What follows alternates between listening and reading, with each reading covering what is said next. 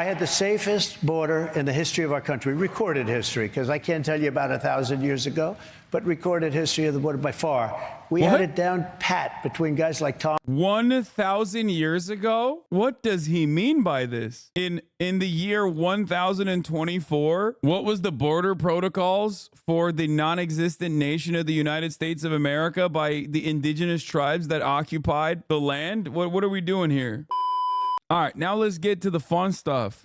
Hello. Our king, our goat, Donalde, he went on the Ingram angle in front of a live audience and spoke truth to power. Hello, everyone. I'm Laura Ingram, and this is the Ingram Angle. Welcome to Greenville, South Carolina. We have an amazing crowd tonight, and we're just four days out. I can't believe it.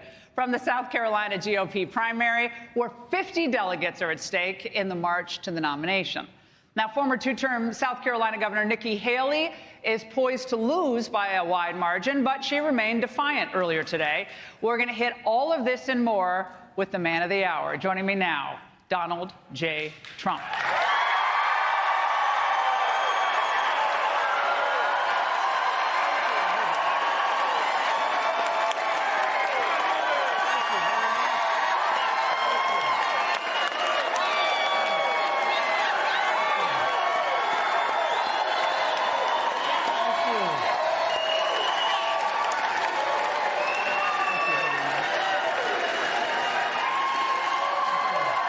They love him.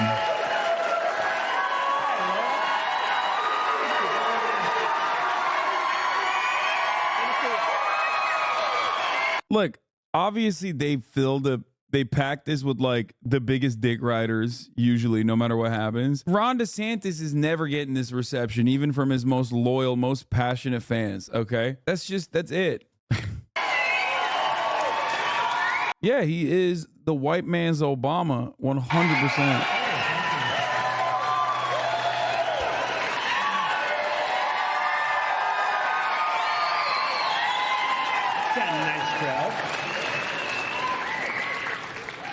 Welcome, sir. It's always good to see you. It's been a while, been a couple of years since we've done a big event with you like this. And just in time for your appearance today, there's a new Suffolk poll out just now a few days before the big primary. And among those very likely to vote, you're up over Nikki Haley by close to a 2-to-1 margin, 63 to 35.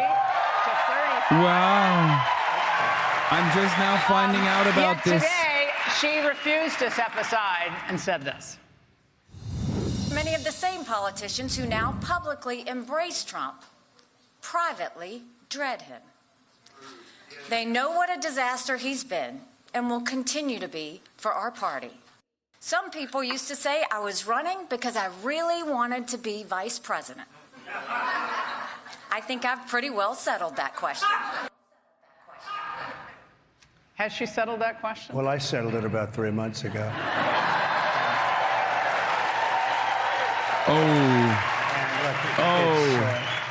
She's not working. She's here. She's down by 30, 35 points.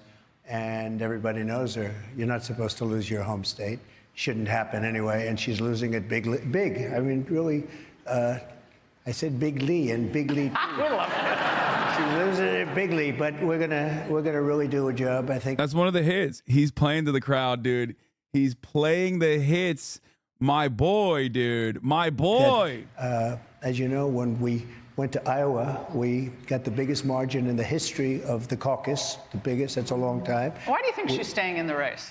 I don't think she knows how to get out, actually. I really don't. She did terribly in New Hampshire. She got the only vote she got was from Democrats. But she has a lot of money behind her. What do they think they're getting? Well, they're trying to hurt me because of the general election. So the Democrats are giving her money, and she's playing into the game. And I think she just can't get herself to get out. She's doing poorly in the polls. Look, if she was doing well, I'd understand it. But she's doing very poorly. She lost in record numbers in Iowa, record numbers in New Hampshire. Nevada, no name beat. No name. We had no name. Hey, Sean Hannity here. Hey, click here to subscribe to Fox News. She and Biden have like almost, in a way, some would say team up together. They're Biden's people to say, look, if you're going to complain about age, Trump's demeanor, Trump makes mistakes, forgets names. She's trying to equate Biden's decline, which is fairly obvious, with you for being, 77? Well, he's declined, and there's no question about it, but he was always sort of semi-declined if you go back 25 years. No, but he was not one of the smarter people. He's tried to be president many times, 4 times at least that they know of. And all of a sudden, when he's most diminished, this is when he hit, and he did it. Okay, there is a little bit of irony here because Trump did that too. Like, Donald Trump also notoriously ran for president, not as many times, I don't think, as Biden did. And he also failed until he did win the presidency at his most diminished. He's not wrong about Biden, but like, says you, God, it's so funny. It's just like, American politics is so bad. It's so bad. What is happening? What is happening in the world of U.S. politics where we have like the worst possible people, man? We have the absolute worst possible people running for the highest office. The election feels like a mimetic reference of a presidential election. Yeah, this is the most chat GPT ass presidential election. Filler arc, to be honest. We need to be put on a one pace. But if you look at me, I feel, and I really mean this, and I would tell you, and I think you tell me too, because we've known each other a long time. If I felt diminished, okay, let's use a nice term. If I felt diminished or declined any way, I think I'd know it. And I think I'd say, I'm not running. Somebody should talk to him. But if he runs, he runs. He doesn't seem to be, I heard you say that he's very persistent, and he probably is. I think most stubborn. people, I think that most people that run would be stubborn or persistent and, just not want to give up the ghost. But, we have a nation to run. We have a nation that has to survive. We have nuclear weapons, and the likes of which, and you don't even want to know about it, the most powerful weapons in the history of the world, so powerful that you don't even want to talk about them. And we have him negotiating for us. And in his best years, he couldn't have negotiated well. Now he has no clue what's happening. And I know Putin very well, and I know President Xi of China. I know them all. Kim Jong-un, I know very well. I did a great job with him. Do you think they'd prefer him to remain as president because they believe that they can dominate the global, the global situation much easier with him in office? Well, they want him very badly to be president. I mean, I'm sure a lot of money's being spent on between Russia and China, no question with China, Russia too. Look, Ukraine would have. It is pretty crazy that Vladimir Putin, like last week, said that he much prefers Biden as an elderly statesman to Donald Trump. That he said that he could reasonably negotiate. I mean, it's a funny ass troll technically, but you think that's mind games or not? No, I don't think he's. Yeah, no, I don't think he's being serious. I don't trust anything that Vladimir Putin says. Okay, that's not me saying this specifically because I'm quote unquote worried about about how much the pro-Ukrainian audience hates me or something. They already do hate me. Okay, he just anytime he's saying a statement that is going to be perceived by the West, it's the exact opposite of what you think when you're looking at like a country like Israel. The Israeli organs of propaganda don't even tailor their messaging to the Western audience when they're directly communicating with the Western audience anymore, because they know that they have a comfortable barrier of protection no matter what happens. So they just blurt it out. They're like, yeah, you off. No two-state solution. What are you going to do about it? Keep sending us child murder bombs, please. When Russia or Vladimir Putin says something that's like Western facing, it's the exact opposite. It can be a left hook. It could be a secret gut punch. It could be anything. It could be completely honest, or it could be absolutely a way to troll. Are you 35 yet? No, I'm not. Isn't the tide shifting towards the Palestinian cause? I mean, the tide shift doesn't mean anything when it comes to foreign policy. This is something that I've tried to describe to people so much. Foreign policy is not an issue until it becomes the issue, okay? And because there is so much bipartisan support historically for Israel, no matter what Israel does, I see a tide shift in an election year. There has been a dramatic tide shift in the reception of Israel amongst the American population, but that still doesn't change course. That still won't change the course for American politicians. If you think that the American political structure relies on popular support for anything, look no further than the overturning of Roe v. Wade. Look no further than a lack of socialized medicine, things that are seen, things that are decisions that are inherently anti-capitalist or hurt the bottom line, hurt the profit margins. These decisions are never going to be genuinely championed, regardless of how popular they are. There needs to be a significant public disruption for Israel-Palestine to become a huge issue for politicians. We're not there yet. I mean, it is a massive sea change for sure. This is something that I have talked about for many, many years. As you guys know, I've talked about Israel-Palestine for a decade now, very publicly, very vocally in support of Palestine, in support of Palestinian emancipation. Israel is an apartheid state. And throughout that time, I saw a genuine seismic shift in the public attitude in 2021 after a lot of those NGOs started openly declaring Israel an apartheid state, which it is, and it was. And ever since then, every single time, Israel has actually engaged in the same old violent actions that it has engaged in perpetuity towards the Palestinians. There has been more and more there has been more and more public support for the Palestinians. Will that actually change the attitude of the politicians? I don't think so. But yes, the state that we're at currently, it is actually an unimaginable sea change. For sure. Every single person that has been an activist for this cause for decades will tell you that this is a genuinely different attitude that most people have. I was watching a video of you from 2022 talking about Palestine. I was pleasantly surprised to see your consistency on it. Wish I was that brave. I mean, you can go back further than 2022 to see my consistency on it. I've been talking about this very publicly for almost 10 years now, since the beginning of my political career. I mean, here's one of the greatest injustices of our time unfolding right before our eyes is the Israeli treatment of Palestinians. And to understand it, you need to look no further than the treatment at the border of Gaza versus the Jerusalem U.S. Embassy unveiling. This is from 2018. It's got 15,000 views. That was happening at the exact same time. Now, I'm writing this on the heels of the U.S. Embassy's launch in Jerusalem, something that every presidential candidate 6 years pays ago lip now. service to, only to symbolically postpone.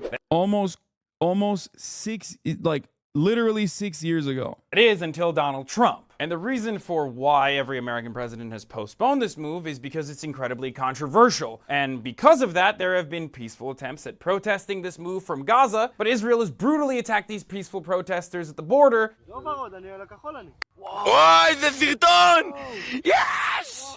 On TYT, I straight up would show a lot of this stuff without censoring it. Even though I would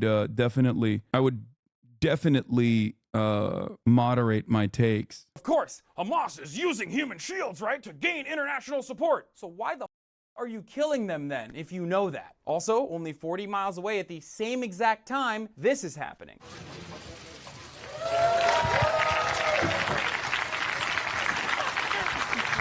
You can't make this shit up. And what you need to understand about Gaza is that it's been under Israeli control for decades, especially after the people elected Hamas, an Islamist group that seeks to liberate Gaza through violent retaliation. Now, Israel has used Hamas as a justification for everything from stopping humanitarian aid, from rolling tanks into Gaza to full-tilt missile strikes, and has even resorted to using violence against neighboring countries like Turkey, for example, where a humanitarian aid ship was overtaken by an IDF helicopter and the people in it were slaughtered. At the time, Israel defended the killings by arguing that these kitchen knives on the ship were weapons being brought into Gaza. And don't forget that the Israeli government helped create Hamas back in 1980s as a counterweight to Yasser Arafat's PLO. Israel has also supported the construction of unlawful settlements all over the Palestinian West Bank, which the world correctly considers state-sponsored settler terrorism. Damn, bro. But what about dudes that read a Wikipedia article like 3 months ago to start cooking up their takes? I'm sure those guys are the foremost authority on the subject matter. You know what I mean? Yeah.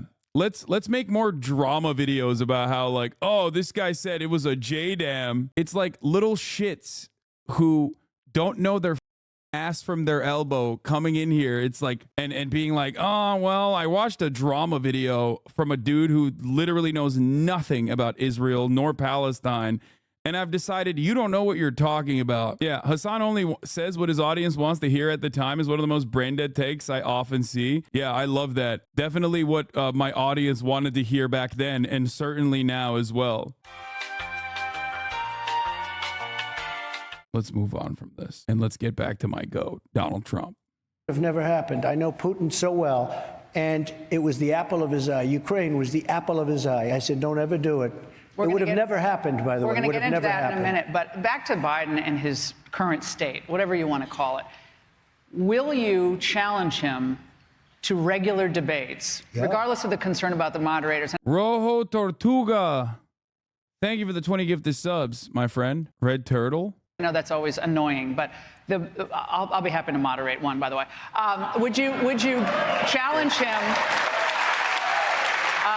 Come on, Joe, you can do it. Will you challenge him to a debate regularly on focused specific topics? In other words, so it's not a wide-ranging, just one debate on foreign policy. Well, I'll do it right now on your show. I'll challenge him right now, and we can do you can do anybody you want. I'll take anybody from CNN, which is doing very poorly in the ratings, by the way, as you probably know.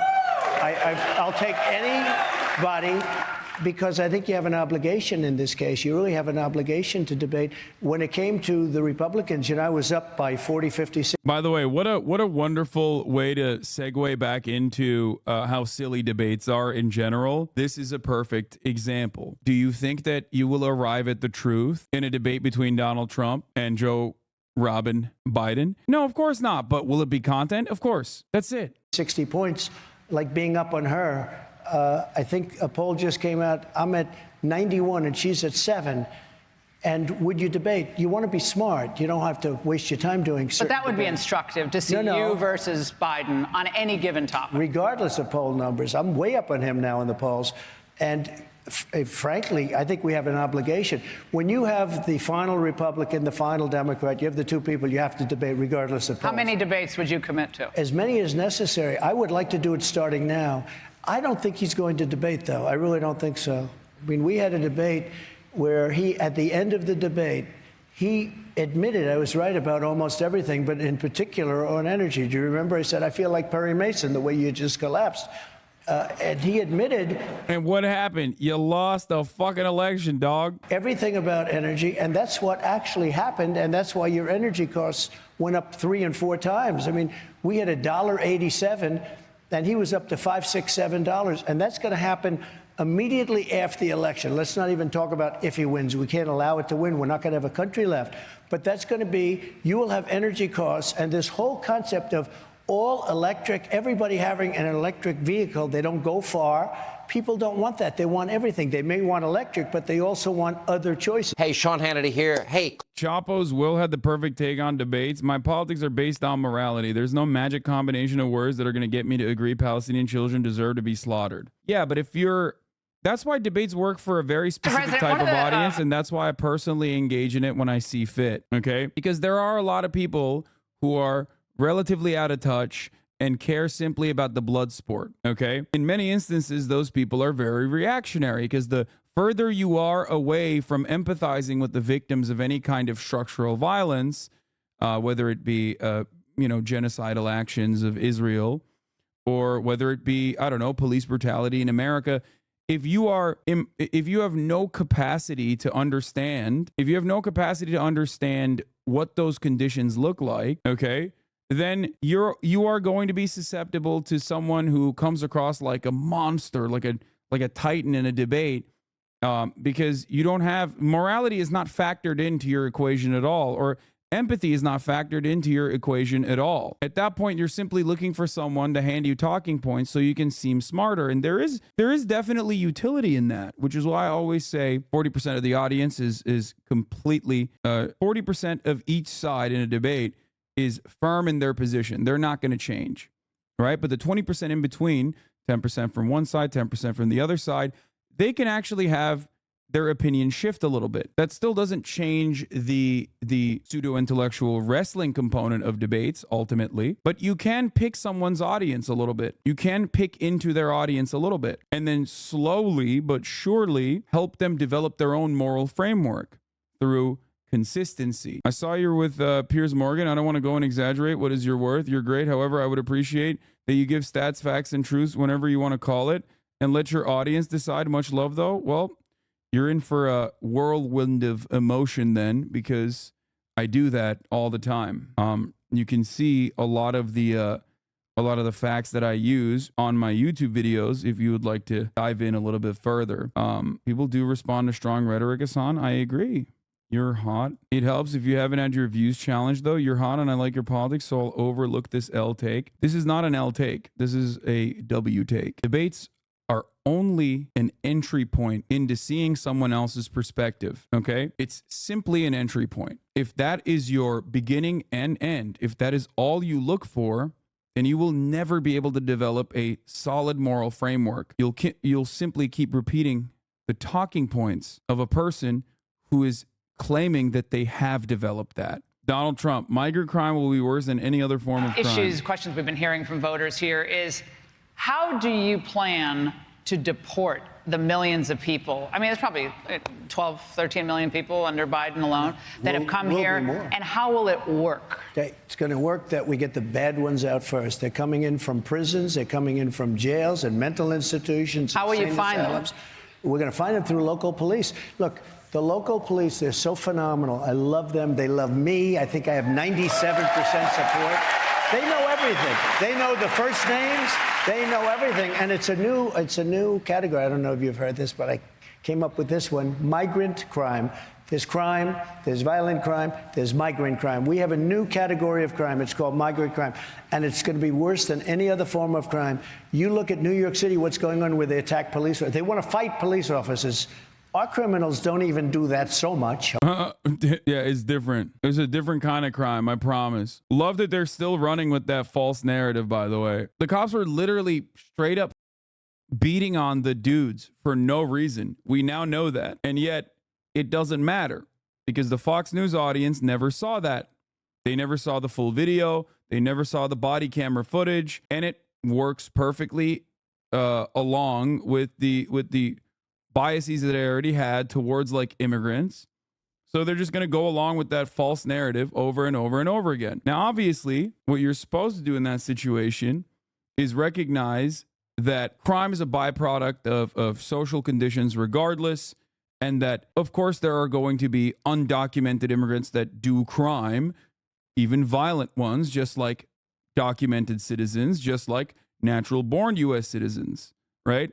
Going to happen. So what you have to look at is not whether it is an undocumented immigrant that has done a crime or not, but the tendency for undocumented immigrants to cause violent crime. That's where empirical evidence comes into play. And unfortunately for Trump and all of the other right-wing shitheads that regularly talk about immigration being a source of major crime, the empirical evidence shows the exact opposite, that undocumented immigrants, time and time again, have been consistently shown to cause less crime per capita than natural-born U.S. citizens. And there are obvious reasons for that, such as even if you have a broken tail light and you're an undocumented immigrant, you could potentially get deported. So if you're an undocumented immigrant, and there's like 12 million plus undocumented immigrants in this country currently that have been here for a very long time, some of which have been here for decades at this point, that go about their daily life trying to avoid any interaction whatsoever with the police. See what I did there? I showed you empirical evidence, and then I paired that up with my perspective on the matter. A little bit of critical thinking plus empirical evidence will help you arrive at the truth in a much better way. You are susceptible to your biases when you look at anecdotes. Anecdotes are very good at propagandizing a position, but anecdotes are exactly how you arrive at the wrong position if you operate off of them. Okay?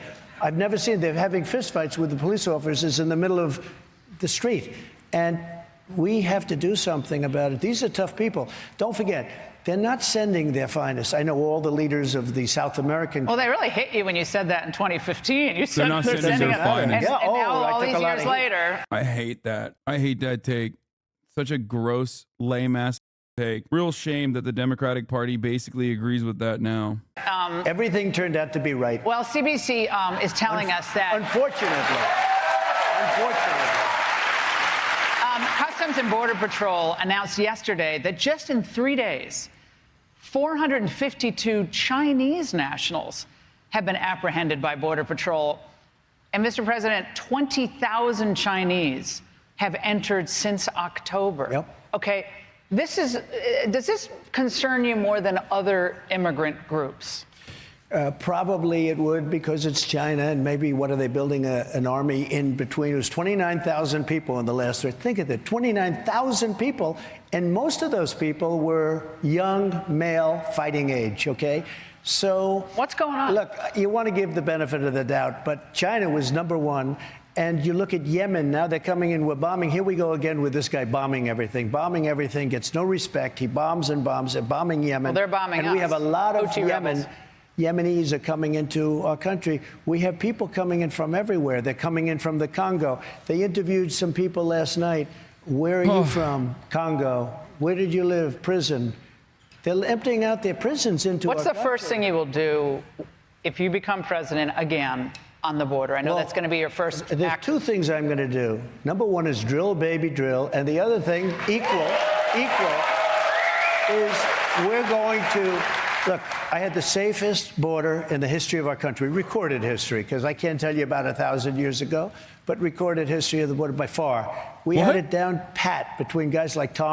1,000 years ago? What does he mean by this? In the year 1024, what was the border protocols for the non-existent nation of the United States of America by the indigenous tribes that occupied the land? What are we doing here? He's like, folks, you don't understand. This guy, Leif Erikson, right?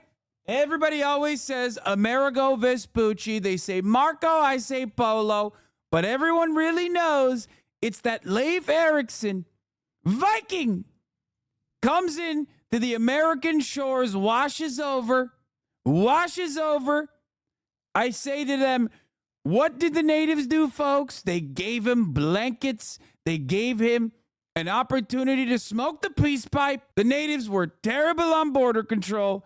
They should have immediately handed his ass back, sent his ass back on a dinghy. Tom Homan and Brandon Judd and unbelievable people that you have on your show. We had a great, all Biden had to do is stay at the beach. You know, he goes to the beach. Somebody said he looks great in a bathing suit. So he goes to the beach. If he went to the beach and didn't do it, but he canceled everything, remain in Mexico, catch and release. We have catch and release, but we had release in Mexico. Why were you against the House, against the Senate border deal, the bipartisan border? Well, they allow 5,000 people a week, but a lot of people took it as 5,000 people a day. They said 5,000 people a week, and you read it, and it says 5,000 people a day. Number one, that, but it also made it much better for the opposing side. It regularized, managed the crisis. You couldn't manage it. It was so complex.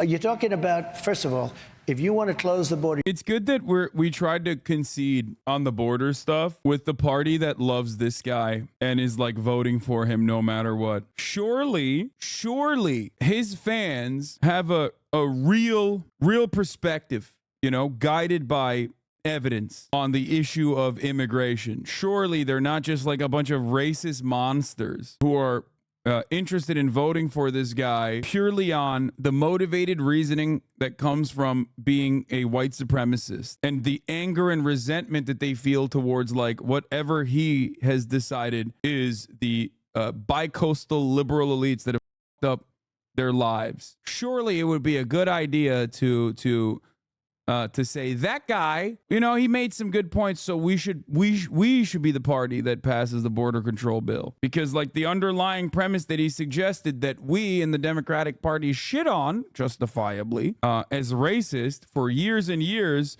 was actually correct. Turns out we believe it now. Yeah, immigrants aren't, you know, these nations aren't sending their best. Actually, we have to do something. Immigration is a matter of national security. As a matter of fact, we've decided as the Democratic Party that's how it works. That's great. That's great, man. Your president. I didn't have any legislation. I had people opposed to me very strongly, including Mitch McConnell and Paul Ryan and Nancy Pelosi. That was a little triumvirate.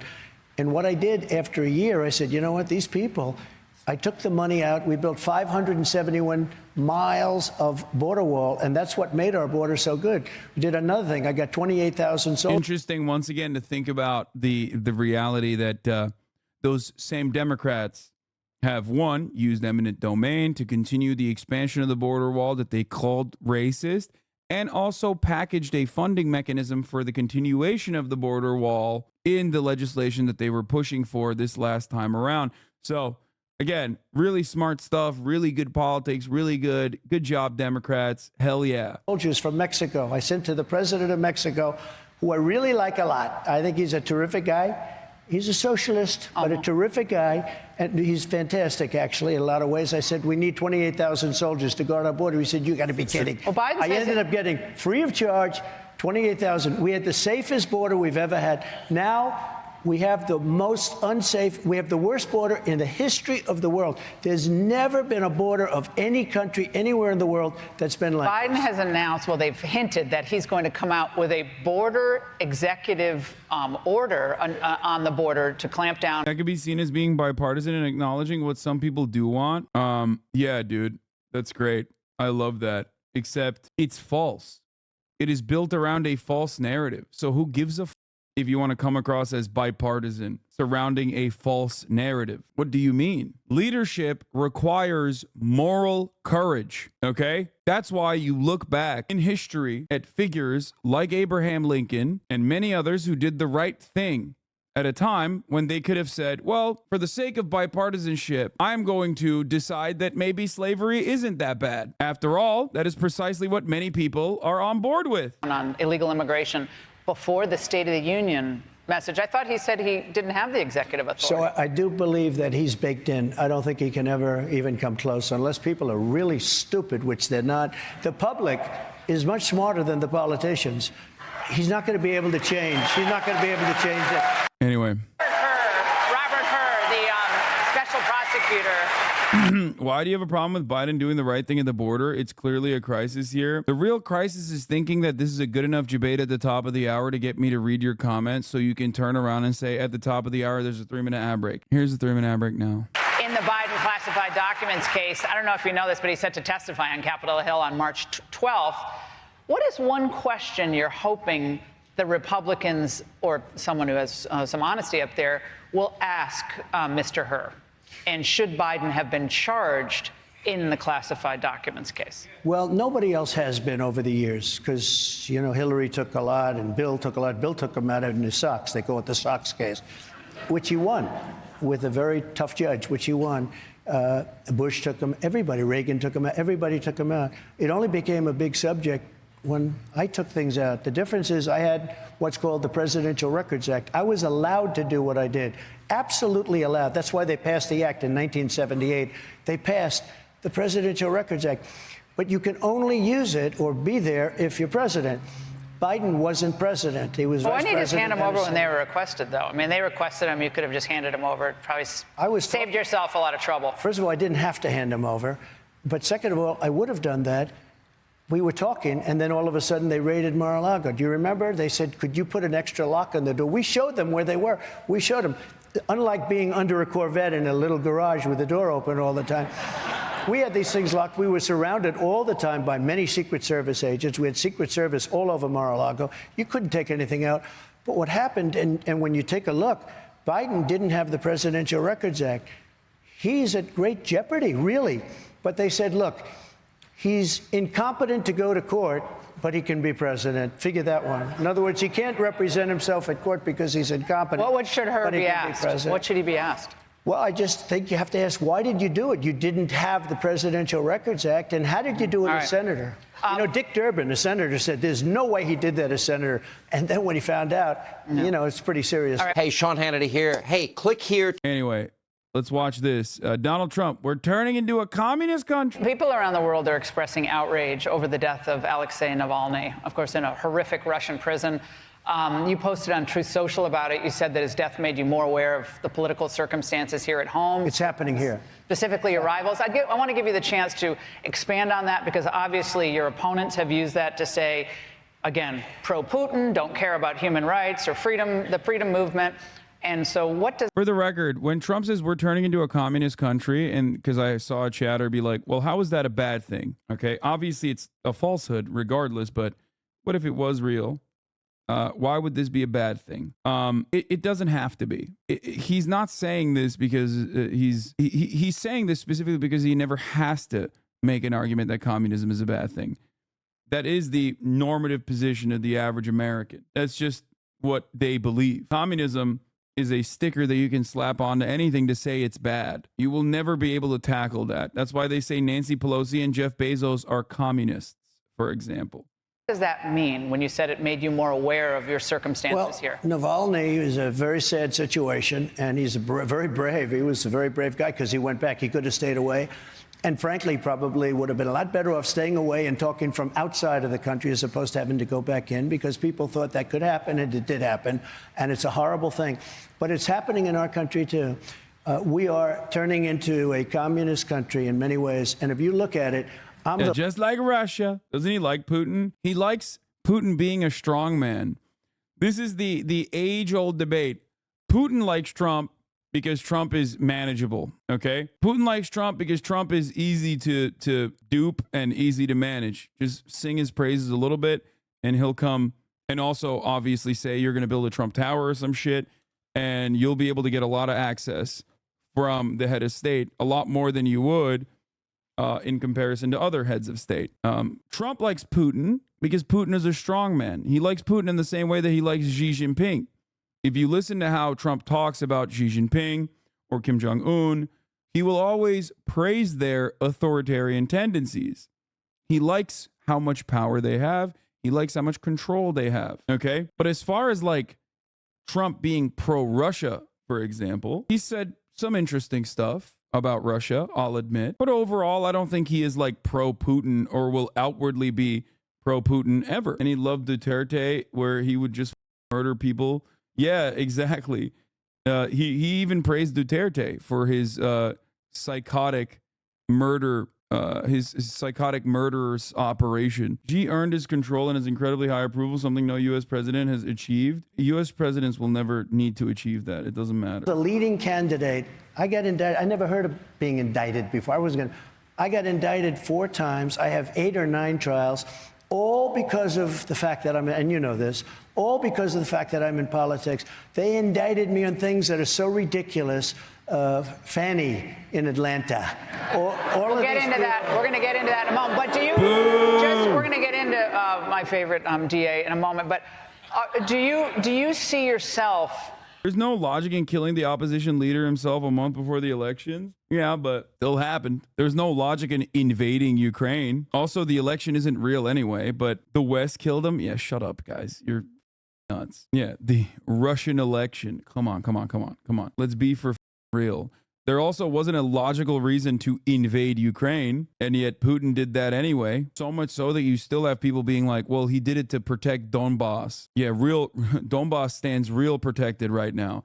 There's nothing more protective than putting minefields in every corner of the area that you're protecting, with like hundreds of thousands of people dying in the process. As a potential political prisoner in the United States, because that's their goal, is to put you in jail behind your bars, right, for the rest of your life. If I were losing in the polls, they wouldn't even be talking about me, and I wouldn't have had any legal fees. If you had retired from politics, would all these cases... If I were out, I think, although they hate me so much, I think if I got out, they'd still, let's pursue this guy. We can't stand this guy. Look, I won an election that wasn't supposed to be winnable. The invasion did undermine SWIFT. If you want to think bigger picture, no, that, no shot. No, there is no, like, what you think, like Putin was doing 7D chess, invading so that like they would get sanctions and be able to withstand the sanctions? No shot. Especially because the invasion made Russia into a paper tiger, one that is still violent enough that it gives ample justification for every other country, regalvanizes support for NATO. Okay, NATO support is at an all-time high in Europe. SWIFT is the SWIFT payment system. 90% of global commerce happens with the dollar. America not 90, 80%, sorry. America basically controls 80% of all international trade. Hasan, it is a civil war since 2014. You are such a purity fetishist. I am not a purity fetishist. If your argument is that Putin invaded to end the civil war, okay, it is no different than saying Putin invaded to denazify Ukraine. These are ridiculous. These are ridiculous reasons to invade a country, because all you've done is create more death and destruction. So you ruined the whole, like, I'm doing this to save people narrative. Okay.